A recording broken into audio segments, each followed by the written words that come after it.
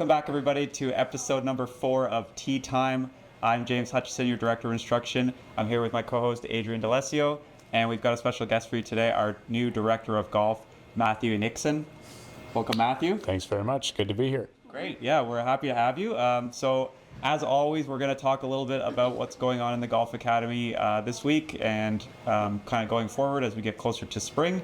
Matthew's going to introduce himself and talk about his background, both professionally and kind of from a coaching perspective.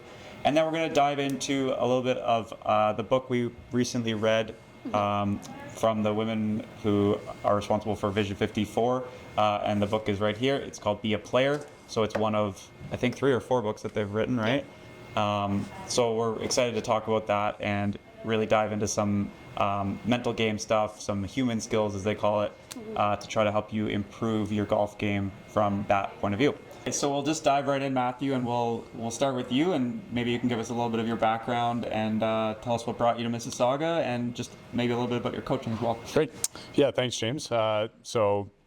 Obviously new here to Mississauga. I've been here now about almost a month. Everything's been great so far. Membership's been great. I've got a great team behind me here as well. History in golf, kind of most recently I've just come from Weston. I served 9 years over there, starting in the back shop and kind of working my way up through the ranks. Spent the last 4 years there as the lead associate professional, and kind of enjoyed every minute. And the opportunity came up to come over here as the director of golf at Mississauga, and a club like this, that's not an opportunity that you turn down. And so now I'm here, loving it, enjoying it, and looking forward to a great season. Awesome. From a teaching perspective, I didn't take my first golf lesson until I was 19, sorry. Played a bit of junior golf, not a whole lot, never really got too competitive. But when I started going to Humber College, that's kind of when I took my first lesson. I think that helped me from looking back on it. That was more of, I surrounded myself with people who really knew what was going on, and they were teaching me how to teach. Right. Kind of continued on with that once I got to Weston. Our director of golf over there, Mark Linton, very well known, very good player, very good coach, and kind of aligning myself with him and starting out with juniors and novice golfers, kind of working my way up all the way through to giving some club champions instruction. And teaching is a big part of why I enjoy doing what I do. I don't find I have as much time for it these days, but working with kids and seeing them progress is something that kind of really made all the difference in terms of my career choice. It's always been something that I loved and something I want to continue to do. Awesome. Nice. So who was that first lesson at Humber with? Was it with Bob? That was my first golf lesson was from Bob Boschman. Okay, yeah. Nice. So kind of very honored to have gone through that. So maybe tell me about that. What did you work on? What were your impressions of Bob as a coach? Yeah, so I think it was a part of one of our classes is that you had to go through getting a proper lesson. It might have been intro to golf or something like that. So it was a lot more technical than I think he normally would have been. Okay. We were kind of setting our 14 swing principles and getting a baseline of those, and then addressing kind of the route that we needed to go to fix what was going on in my swing. And there was definitely a lot going on in my swing. That was the first time I think ever seeing it on video as well. So definitely shocking, kind of the picture you have in your mind versus actually seeing it there and getting that feedback from somebody who's been around the block a couple times. So yeah, it was thrilling, but definitely gave me a lot to work on and improve on from there. Cool. So you went to Humber as well, Adrienne. Did you have to do that with Bob? Yeah, same kind of thing. We were kind of required at the time to go for a weekly lesson. Yeah. Whether it was with Bob Boschman or Nick Drakila. Okay. And it was the same kind of thing where you set a baseline, and then each time you, you work on those different goals that you have. And plus, I was part of the team as well, so I was already getting some kind of extra coaching with Maggie training. Yeah. I guess so, yes. I guess. Okay. With Maggie Trainer, so we all just kind of worked together as a team to make sure we were all progressing and moving forward to make sure we were playing our best. Did they have the swing lab at the time? Was that there? Yeah, so it was, I went to Lakeshore. Did you go to Lakeshore? Yep. Yeah, yep. So it was in a separate building. It wasn't as big as the one on North Campus now. Okay. some netting set up, and you had a K-vest, you had TrackMan, and everything that you kind of needed. Yeah. So it was useful. Cool. Right? It was good to use and everything, but just not what it is now at North Campus. Right. But that's okay. Yeah, no, it's fancy now, right? It's large. It's really Very nice. Yeah, fancy. it's very Yeah. fancy. Yeah, I think one of those things that gave me kind of my kickstart in teaching as well was they needed students from the program to work in that golf lab. Right. So the program coordinator kind of in my first year asked me if I'd be one to help out, and I started doing that throughout the winter and then started being the manager of that space as well. So kind of my first intro into golf instruction was sitting there and watching people from the team come in and swing, or people who were kind of just new to golf coming in there, getting their first lesson like I was. So really good kind of baseline place to start, I thought, and I think it's done me wonders. Nice. Nice. For sure. Were you self-taught before you took that lesson? Yeah. Just kind of Yeah. Just up until then, I'd really only played with my dad and the guys that I worked with. Right. So you get the odd tip from, I knew a good collegiate golfer when I was growing up, so he'd help me out as much as he could. But yeah, that was really just self-taught before that. 10-finger grip, it was ugly. It was not good. It's okay. Yeah. Love that. We don't discriminate on 10. No, I still use it to this day, but that's I know. okay. Okay. I do, yeah. That's awesome. So, Adrienne, maybe you can just give us a quick update on the Golf Academy and kind of some of the new stuff that's coming for the spring. Because, I mean, it is February, but it's coming fast, right? Yeah, it's only a couple more months, hopefully. Hopefully the snow melts, and we'll get right into it. So all of the programming is online, and you're able to see dates and timing and everything like that. I think the biggest one that we were, kind of looking at was the 369 Junior League. Yeah. So that's different from last year, right? Yeah, so just to introduce, for the older kids in particular, just to introduce a more competitive setting where they can go out and, they'll keep score and there'll be some prizing at the end. Same with the 369 group, but it's just to give them an experience in a different setting for them just to play some golf with their friends still. Yeah. More of a tournament style, we'll call it. Right. So when we talked about this new program, it was kind of like a men's or women's league style, right? Where they're kind of on a team and they contribute points each week to their team. So that way, everybody's a little bit more engaged and there's a little bit more on the line for the kids who want that kind of competitive juice, right? Yeah, for sure. I think we said brace for the 369 Cup. That's right. That'll be like the big prize at the end, which is something to look forward to. Yeah. So I think it'll be really good. It'll be really fun for them. Yeah. So if you don't know, on the website or on the app, you can see all of our programming for Outdoors 2025. You can't sign up yet, but March 3rd is the first registration window. So that's for junior golf, pre-junior golf, and adult golf members, restricted or full golf members. Yep.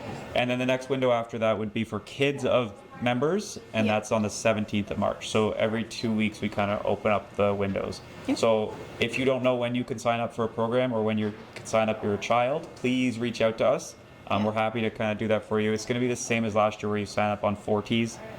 Pretty simple system. We use it for tee times and everything like that, right? So we really want to get people signed up early and in the right classes for them, right? Yeah, 100%. Yeah, so we're excited about Junior League. We've talked a little bit about your women's programming in the past. I think that'll be good. Yeah. And then we've got a lot of just classes for kind of whatever you need to work on. Think of it, we've got putting, we've got bunkers, we've got Short chipping, game. pitching. Yep. So yeah, if you are looking for a program, go on the website, go on the app, and we have basically a program for every part of the game. We've got short game programs, we've got bunker programs, programs that last all season, like Breakfast Club is a Friday morning program that runs throughout the whole season. So really, whatever you're looking to improve this year, we probably have a program for you. Yeah, and private lessons as well, right? That's something that we encourage throughout the season as well. So if you are working on something in particular in a group setting, it's great. You learn together as a group, but it's always good just to kind of branch off and check in with your coach just to see where your game's at. Yep. Yeah, so lots of options for you this year. Yeah, for sure. And then the last thing we haven't really touched on is the Bumblebees program, right? Yeah, so that's for our little ones ages 4 to 7, and it's an introductory program, and it's super fun for them. We're going to play lots of games. Just something for them to really enjoy during the summertime and meet some new friends along the way, right? So yeah, that's a really important one for me personally. I want that first experience for kids to be really, really positive and for them to come away wanting to go back to the club, right? And I think for you as members, like if you can create that for your kids, that's an unbelievable thing, right? For sure. So yeah, we really pay a lot of attention to that Bubble Beast program. Yeah. You know, Adrienne runs it. It's not like we throw the youngest, newest coach at that program every year, like a lot of places do, right? We put our experienced people, we put our time and efforts into that program because we realize how important it is to, you know, to create new golfers, and we want them to stay and grow up here. Exactly. And take those other programs when they're older and then become that full golf member and hopefully play and have their kids do the exact same thing. Yeah, and you have those family memories, right? Your kids playing golf with your kids is like an unbelievable thing. It's the best. Yeah. Yeah. Awesome. Okay. No more mushy feelies. Okay. So we're going to shift gears and get into a little bit of coaching talk now. Yeah. Be a Player is a book that we kind of read for our book club that we've mentioned on this podcast before. So all the pros are kind of reading a book every month, and then we get together to talk about it. This is the latest one, and we wanted to bring it here because we thought, you know, there's some really good stuff we could share. So Be a Player, written by Pia Nilsson and Lynn Marriott, and they are the creators of Vision 54, so you may have heard of that before. And basically it's this idea that the perfect round of golf would be a 54, right? 18 under par, 18 straight birdies. Yeah. And although it may not be necessarily attainable, it is the vision that you're going for. It's like always this thing you're reaching for, and it's this idea of always growing to be better at golf, right? So right away, like just from that, you can see the kind of powerful stuff that they're talking about in this. And it is geared mostly towards mental skills. You know, it's not a technique book. It's like, how do you get your brain in the right spot, and how do you, what are your processes for having the tools required from a mental standpoint to shoot good scores, right? Yeah. So I don't know if either of you wants to start us off with just kind of the big idea of what they talk about as the think box, the play box, and the memory box, which is, you could call your routine, right? Your pre-shot and post-shot routine. They call it think box, play box, memory box. If one of you two want to maybe just explain what that means. Yeah, I'm happy to talk about that first. So starting first with the think box, that's kind of you could call it your pre-shot routine, but it's kind of the state before you go and hit your shot. You're making those mental decisions on how you want to execute the shot, or what your target's going to be. From there, you're kind of transitioning into the play box, which is where we're kind of shifting which side of the brain we're using from left to right. So our think box is very left side of the brain oriented. As we step into that play box, we're trying to shift all of our thought into the right hand side of our brain, and it's more about execution and performance rather than thinking. So it's not so much that you're going to think about a swing technique or a swing thought. You're kind of feeling what's around you. You're staying present in the moment, whether that's where you feel the weight in your feet, where you feel your center of gravity. Maybe you're humming a song to yourself or listening to the sound that the birds are making. But trying to shift your brain away from analytic and to the right side of the brain, where it's more about performance and performing that physical task of actually hitting the ball. From there, you're moving into the memory box, which is about how you're remembering the shots that you hit. So if that's a bad shot, it's about trying to think about it objectively and not think about it negatively, because it's easier for us to retain those negative thoughts. And we retain 3 to 1 negative to positive memories. So, which is crazy to me. Like that was shocking, like how fixated we are on the negative. Like we as people are all fixated on the negative emotions versus positive things, right? Absolutely. I think for myself, even reading the book, like it kind of makes a lot of my thoughts make more sense. It's nice to see it laid out on a page where there's other people experiencing what you're going through. So, and that memory box is the most important part. It's, okay, how can we mitigate our negative thoughts on those bad results and kind of enhance how we feel about the good shots? Okay. Yeah. So for me, like the big eye opener was the play box. Trying to have, like you talked about, feelings instead of thoughts, right? So think box, we're thinking, we're, being rational, analytical people, we're making a decision. But then once you've made that decision, it's all about just having a feeling that works for you and trying to not have thoughts, basically, right? Allowing your body and your brain to kind of take over and do what it already knows how to do. Yeah. Right. It's definitely easier said than done, though, right? Because we had mentioned while we were together how, for golfers and, as people, we understand what we're saying to ourselves, right? Like if we're trying to say, okay, just not do this, or it's so easy just to get caught up in that feeling. And then when we don't do it properly, that's when we get really down on ourselves and we're really hard on ourselves. And not that we end up giving up, but it's just like, whatever, I don't care. The round's gone now. Or the drive to be better is gone. Right? You feel like you're just stuck and you're never going to get past that. And that's the tough part about it, right? Yeah. And it is like a muscle that you have to train, just like you train your swing, right? Like you have to practice your mental skills. Yeah. Right? Yeah. Because otherwise you do end up in those situations where, it kind of spirals out of control and then you lose the whole round, right? Yeah. I can definitely speak to that, right? Like, oh yeah, we've all played rounds where we just, third hole you make a double and like you're checked out. That's it. Yeah. Round's over, right? Yeah, that switch from the left side of your brain in your think box to the right side of your brain in the play box is a skill.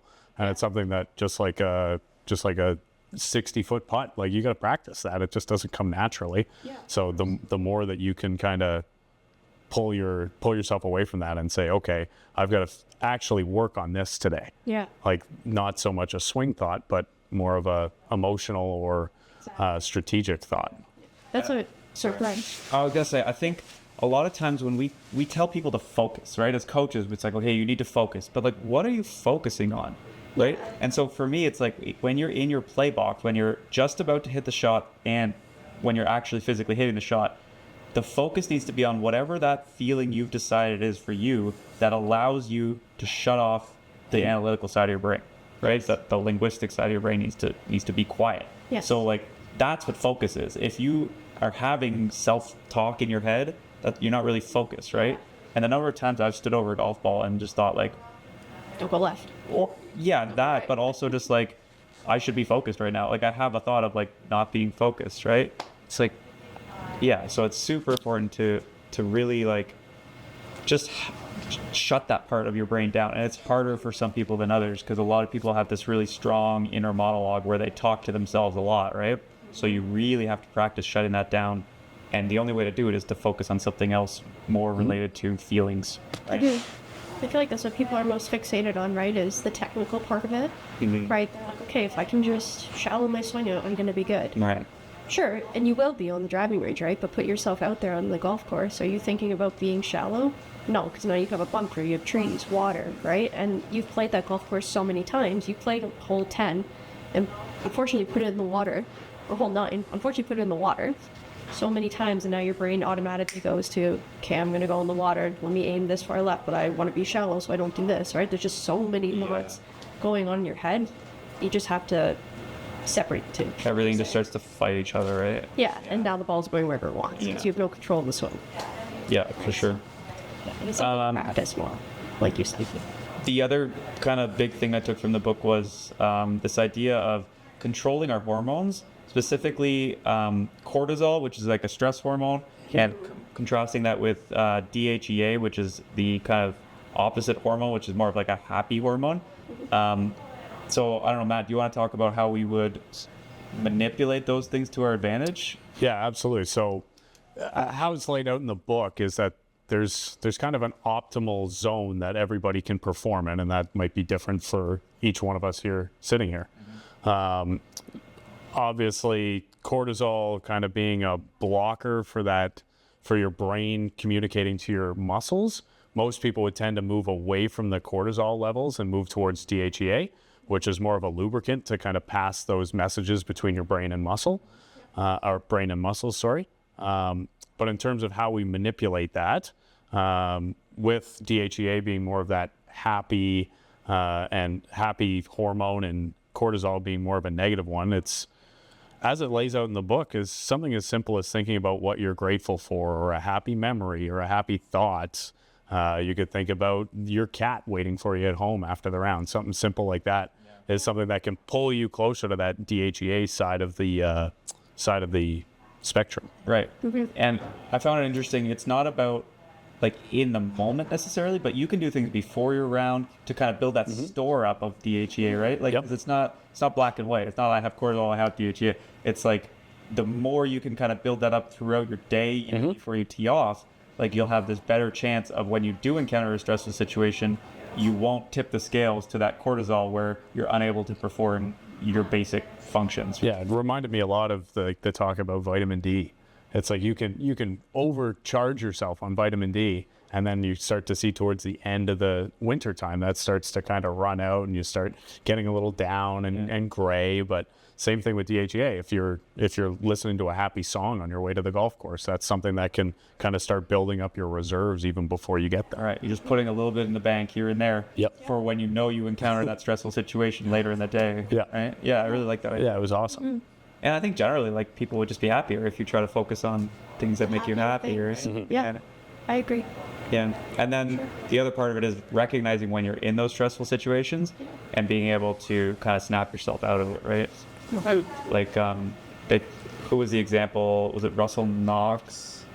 They talked About 17 at Sawgrass? Yeah. Yes. Yeah. So he hit a ball in the water at 17 Sawgrass, Island Green, and his brain kind of went a little haywire. And instead of going to the drop zone, he put another one down on the tee, hit it in the water again, and his cortisol is going nuts, right? So he's unable to think clearly, unable to, his body's unable to do what it normally does. Hits a third one in the water before his caddy finally told him, okay, go over the drop zone. He hits it on the green, makes a 9. Okay, but that was a result of him not being aware enough to know that he's in a stressful situation and he needs to kind of get that DHEA boosted up in the moment so that he can work through it, right? He kind of just got stuck in this moment of stress. And I think it outlines the reason why he didn't recognize it as a mistake was he said he hit that first shot perfectly. Like he thought it was going in and it just missed and on the water side of that bulkhead by a few inches. So he said, I'm just going to hit the same shot. Right. Instead of taking a step back, realizing what the mistake is and correcting it, taking an extra club, aiming for the middle of the green, but he just kind of compounded and got into that negative loop and created a downward spiral for himself. Yeah. It's kind of like tin cup. Yes. Yeah. A little bit. Give me a ball. Yeah. I mean, that's a great example of. Give me a ball. Yeah. He said, man, it's your last one. Give it to me. And he just didn't. He got very lucky and he hit the shot well enough and it went in for a 12. Yeah, he'd be Tin Cup would be living in that high adrenaline cortisol state. High adrenaline, high cortisol, Yeah, so an angry, high adrenaline state. That's not where you want to live as a golfer. No. We want to be on the DHEA side of the scale. High adrenaline if you're a very gifted individual like Tiger Woods, right? That lives off of that. They can play better. Yeah. Most of us want to be in the calm, tranquil side sure. of the happy. Ernie Els. Yeah. Yeah. The Els, Fred Couples. Yeah. Yeah. Definitely. Yeah. Cool. So maybe the last thing we could talk about, there's so much in this book and we're really condensing it. So I suggest go grab it and have a read. It's, it's not too long a book. You can get through it in a few days. But the last thing I wanted to bring up was just the self-talk that they talked about and how self-talk can actually change our behaviors. Like this loop you can get stuck in self-talk, right? You call yourself an idiot and Sure. then you do something idiotic and now all of a sudden you're an idiot and then it just keeps going, right? Right. So Yeah, so just being more positive, especially when you're out on the golf course, right? Like if you hit a bad shot, just tell yourself okay, it's fine. It was a miss to the right. But I think the trick is to not think about that so much. You get out of that play box, you're into your memory box, store that memory, but don't linger on that, right? Like if it's negative, just, okay, it happened, now you're going into your next shot with a clear mind, something to get you out of that high cortisol kind of feel and back down into that calm part of the graph or the quadrant that we're calling it, right? Yeah. Yeah, and the other thing, I forget if it was Pia or Lynn, they talked about, good enough shots. Like, if it's not good, but it's good enough. You're still in play, maybe you're still on the green, but you're a long way away. Mm-hmm. So, being aware enough to say, I should be upset about that, but it's good enough. So, still in play. It wasn't perfect, but... Right. So if you talk to yourself in that manner, instead of saying, oh, you idiot, you missed that wedge to 40 feet from 100 yards, right? That's a very different outlook. And then your next shot will be affected. You're in that same mindset. Mm-hmm. Yeah. And you really have no control at that point over your body, especially for your full swing shots that I find. If you're in that mindset of, well, this has gone sideways now. Now you're hesitant. Now your body isn't working as fluently as it should. Yeah. Right? Now you're just all rigid and balls where it wants to. I actually find it affects me more in putting. Yeah. Because when I'm really stressed, and I'm putting, like I can't feel my hands, like, and my speed gets all messed up, and yeah, like I would say it affects me more on the putting green, but I guess to each his own, right? Yeah. Yeah. Just be kind to yourself. I think that's the biggest thing when you're on the golf course, right?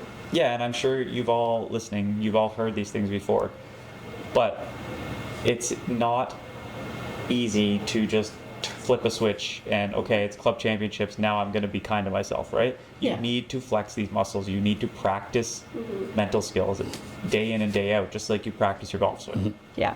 Right? Because you can't just turn it on in the blink of an eye. Yeah, the same way you wouldn't sign up for club championships if you haven't played in 2 months and you haven't done any practice at all. You can't just start being nice to yourself the day that important event starts. It's not going to work out like that. Yeah, your foundational, skills are laid way before that, for sure. Okay. Great. So that was a very quick kind of overview of Be a Player. Yeah. Do you guys have anything to add, or? We're good. Yeah, I thought it was a great read. Like James said, really quick to get through and pretty introspective. If you ever feel like your mental game's something that could hold you back, I think it's a great book to read. Yeah. I think like it's one of probably 10 like foundational books I would read if I could hand you 10 books to read on golf. Like this would be definitely in that 10 for sure. For sure. Yeah. Awesome. Okay. Well, thanks Matt for coming on. Thanks for having me. Appreciate you being here, and Adrienne, as always. Yes. It's fun. Thank you. So thanks to the members who are watching and listening. We really appreciate all the support. We will be back in a couple of weeks with episode 5, and hopefully the snow starts to melt a little soon and we get ready for outdoor season. So we'll see you all soon. Thanks.